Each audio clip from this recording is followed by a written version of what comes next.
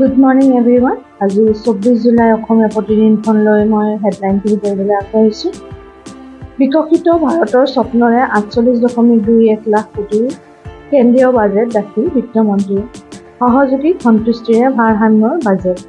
বিহাৰ অন্ধ্ৰপ্ৰদেশে পালে লক্ষণীয় গুৰুত্ব। একেৰাহে সপ্তমবাৰলৈ বাজেট দাখিল কৰি নিৰ্মলা সীতাৰামনৰ অভিলেখ।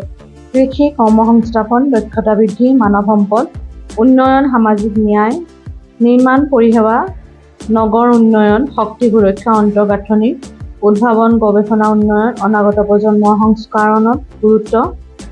5 বছৰত 4 কোটি নিবনুৱাক কৰ্মসংস্থাপন দিয়াৰ লক্ষ্য। মহিলা উন্নয়নত ব্যয় কৰিব 3 লাখ কোটি টকা। চিকিৎসালয়ত বিনামূলীয়া হ'ব মহিলাৰ চিকিৎসা। আয়ুষ্মান ভাৰতৰ আওতালৈ আশা অংগনবাড়ী কৰ্মী। প্ৰতিৰক্ষাত সৰ্বাধিক 6,940.85 কোটি ধাৰ্য। বাজেটত 6 তৰপীয়া নতুন কৰ গাঁথনি প্ৰৱৰ্তন। 3 লাখ টকালৈ দিব নালাগে কৰ। ষ্টেণ্ডাৰ্ড ডিডাকশ্যন ৭৫,০০০ টকালৈ বৃদ্ধি। চৰকাৰক নীতিশ নাইডুৱে সমৰ্থন কৰাৰ পুৰস্কাৰ। বিহাৰ অন্ধ্ৰলৈ বাজেটৰ বিপুল পৰিমাণৰ পুঁজি ধাৰ্য। পথ নিৰ্মাণৰ বাবে বিহাৰক দিলে ২৬,০০০ কোটি। বান ব্যৱস্থাপনাৰ বিধানত ১১,৫০০ কোটি ঘোষণা। অন্ধ্ৰপ্ৰদেশৰ নতুন ৰাজধানী নিৰ্মাণৰ বাবে ১৫,০০০ কোটি। ৩০,০০০ কোটি টকীয়া পোলাভৰম প্ৰকল্প নিৰ্মাণৰ সমস্ত দায়িত্বও ল'লে কেন্দ্ৰই। কেন্দ্ৰীয় বাজেটক লৈ সৰব ৰাজ্যৰ বিৰোধী দল সংগঠন। বিহাৰৰ বান ব্যৱস্থাপনাৰ বাবে ১১,৫০০ কোটি অসমক সহায়ৰ আশ্বাসে। বানপানীক লৈ বাজেটে অসমৰ ৰাজ্যক কেৱল আশ্বাসে বন্দী কৰি ৰাখিছে। 5 বছৰত অসমে বিচৰা 10,৭৮৫.৩৮ কোটি পালে মাথো 250.31 কোটিহে। কেন্দ্ৰই পুনৰ উদঙালে মাহী আইৰ দৃষ্টিভংগী। আফচুৰ ক্ষোভ পুনৰপেক্ষিত। অসম BTR নাপালে অন্তৰ্গাঁথনি উন্নয়নৰ পুঁজি। 3 নম্বৰ পৃষ্ঠাত আছে উপৰ্যুপৰি দুৰ্ঘটনা স্বত্বেও বিত্তমন্ত্ৰীৰ ভাষণত উল্লেখ নাপালে ৰেল বিভাগ। সীতাৰামনৰ বাজেটত নাই যাত্ৰী সুৰক্ষাৰ ঘোষণা।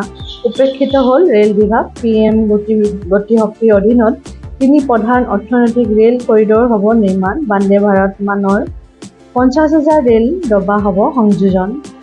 APSC কৃষি উন্নয়ন বিষয়া নিযুক্তি কেলেংকাৰী গোচৰ 29 জুলাইত ঘোষণা হ'ব ৰাকেশ পালসহ 32 জনৰ শাস্তি। মেখেলা চাদৰ, ঘড়ী, মোবাইল ফোনৰ বিনিময়তো প্ৰাৰ্থীৰ বৃদ্ধি হৈছিল নম্বৰ। সুপ্ৰিম কোৰ্টে স্পষ্ট কৰিলে পুনৰ নহয় NEET UG পৰীক্ষা। শুনানিকালত বিধি পথালি দিয়া অধিবক্তাক কঠোৰ সকিয়নি মুখ্য ন্যায়াধীশৰ।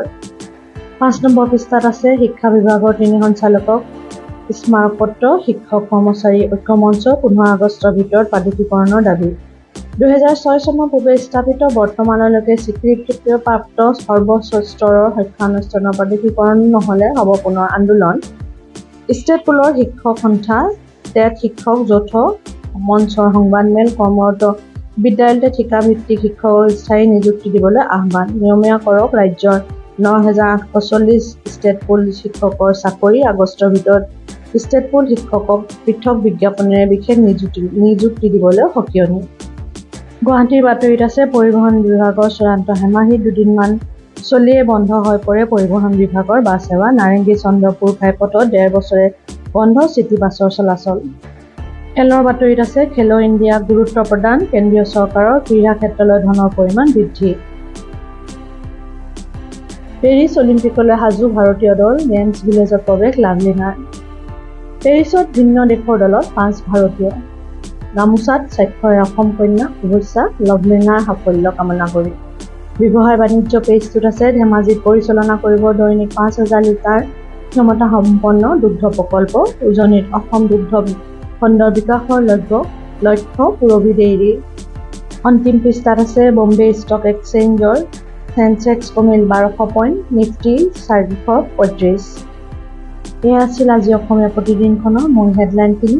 আপোনালোকে মোৰ চেনেলটো লাইক আৰু ছাবস্ক্ৰাইব কৰিবলৈ নাপাহৰিব। আপোনালোকৰ আজিৰ দিনটো শুভ হওক। নমস্কাৰ।